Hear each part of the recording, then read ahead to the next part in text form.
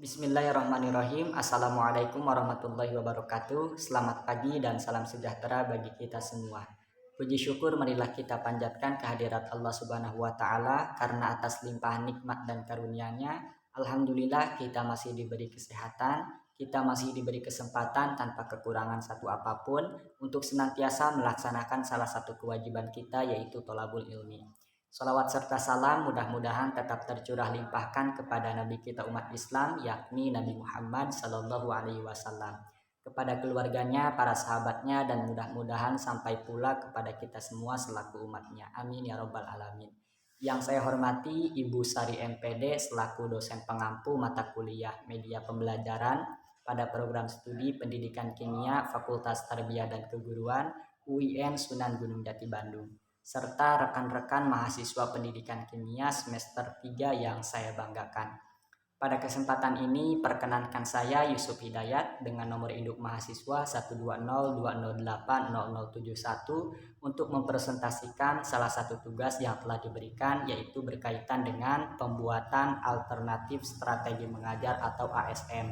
Dalam hal ini fokus materi yang saya ambil yaitu tentang laju reaksi.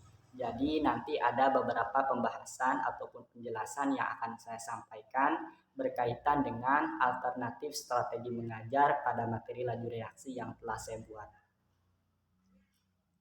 Baik, di sini langsung saja sudah ada setidaknya 4 pokok pembahasan yang akan saya jelaskan kepada teman-teman semua. Yang pertama berkaitan dengan kompetensi dasar, yang kedua tentang indikator, yang ketiga mengenai jenis ASM, dan yang terakhir kita akan membahas kelebihan dan kekurangan dari ASM yang telah saya buat. Langsung saja ke pembahasan yang pertama, yaitu kompetensi dasar.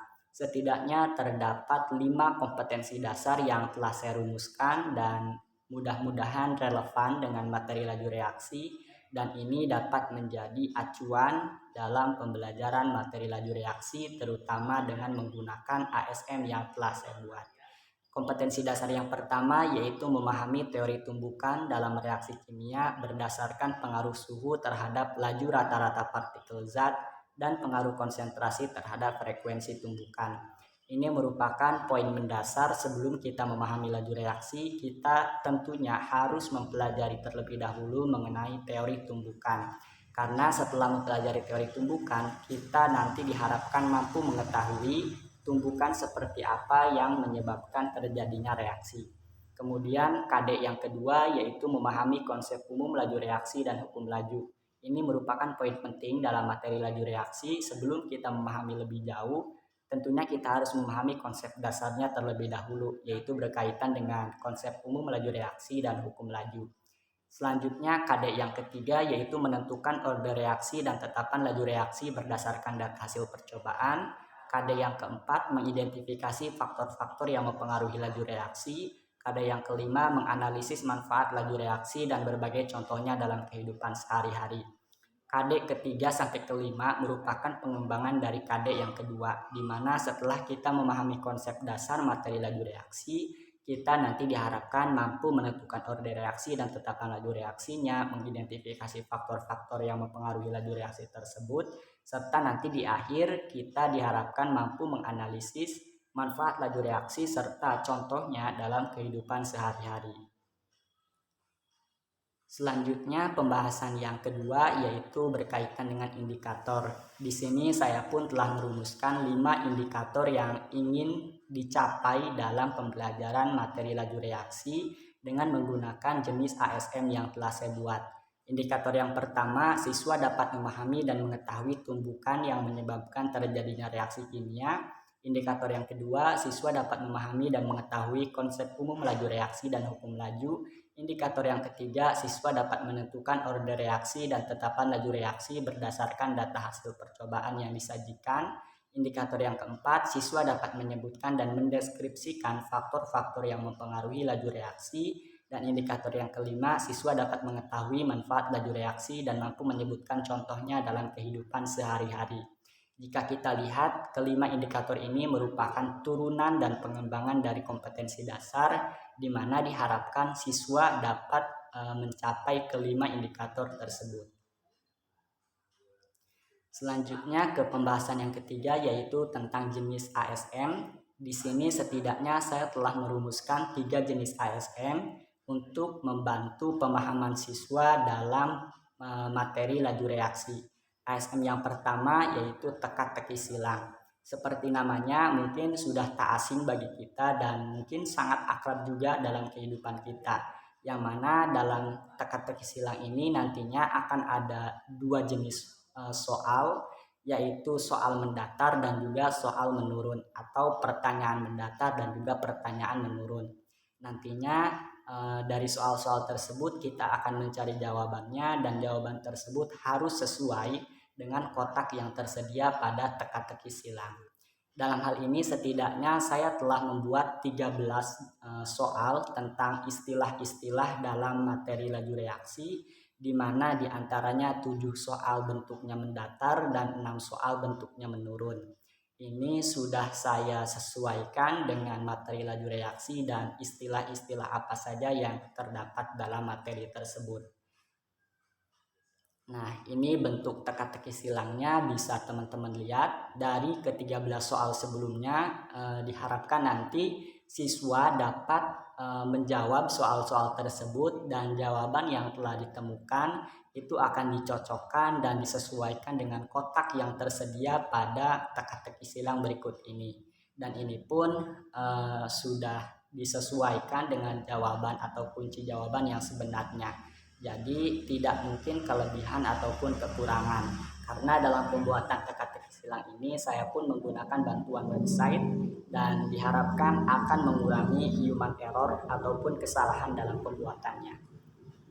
Kemudian selanjutnya jenis ASM yang kedua yaitu word square atau kata-kata dalam kotak, yang mana di sini bisa teman-teman lihat sudah ada berbagai huruf dalam kotak yang mana susunannya itu acak. Nanti kita atau siswa itu diharapkan dapat menemukan kata-kata yang memiliki arti dalam kotak besar yang telah ditampilkan.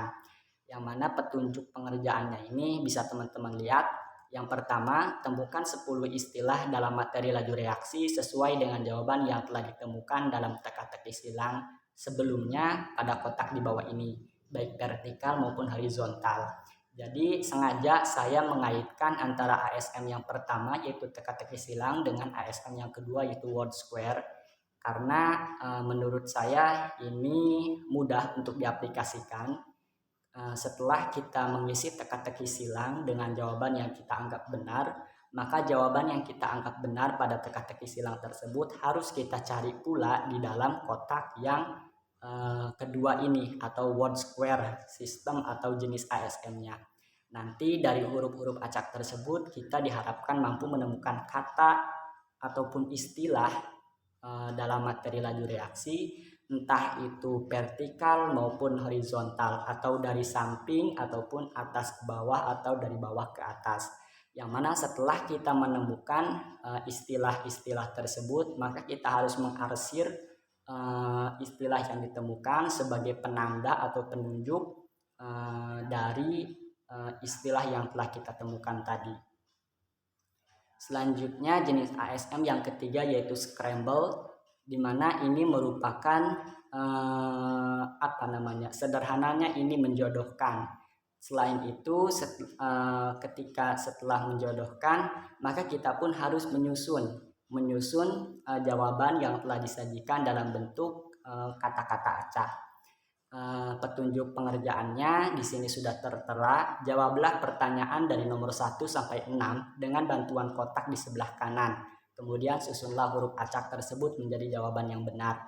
Jadi nanti setelah kita menemukan jawaban dari ke-6 pertanyaan tersebut, kita pun harus menyusun jawaban yang telah disediakan. Karena jawaban yang sudah tertera itu dalam bentuk kata-kata acak, maka kita harus susun sehingga memiliki makna yang sebenarnya dan sesuai dengan jawaban untuk ke-6 pertanyaan tersebut. Nah, untuk pembahasan selanjutnya yang berkaitan dengan kelebihan dan kekurangan dari ASM yang telah saya buat. Kelebihan yang pertama yaitu praktis, tentu saja karena ini mudah dan sangat menyenangkan untuk dipakai ataupun diaplikasikan pada materi kimia atau dalam hal ini materi laju reaksi. Kemudian yang kedua, merangsang berpikir kritis siswa, karena selain kita dituntut untuk memahami materi laju reaksi, tapi kita pun harus berusaha menyelesaikan berbagai jenis permainan atau dalam hal ini ASM dalam materi laju reaksi tersebut.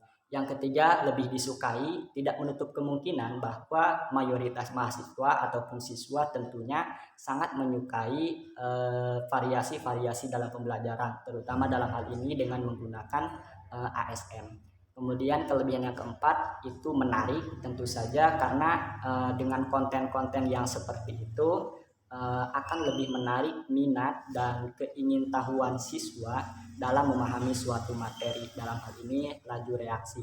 Kelebihan yang kelima yaitu efektif, dan kelebihan yang keenam belajar sambil bermain. Nah, ini penting bahwa dengan adanya ASM tersebut, selain kita belajar untuk memahami materi laju reaksi, tapi kita pun istilahnya sambil bermain dengan menggunakan berbagai jenis ASM yang ada, mulai dari teka-teki silang, word square, dan scramble.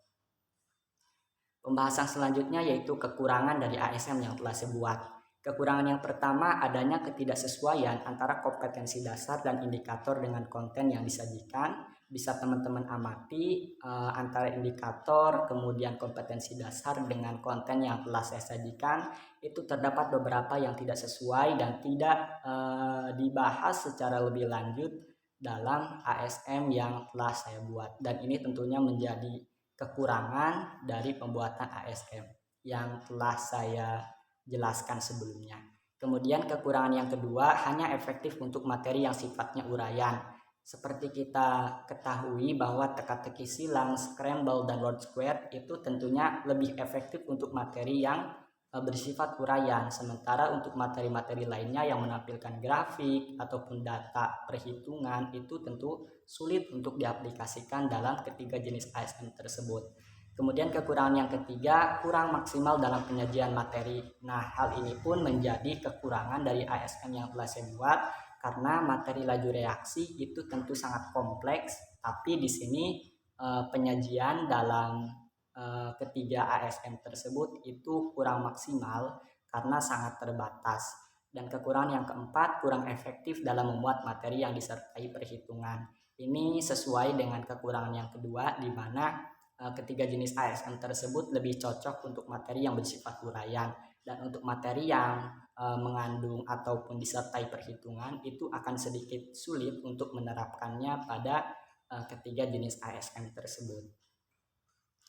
Mungkin itu saja yang dapat saya jelaskan kepada teman-teman semua. Terima kasih atas perhatiannya dan mohon maaf atas segala kesalahannya. Akhirul kalam, wassalamualaikum warahmatullahi wabarakatuh.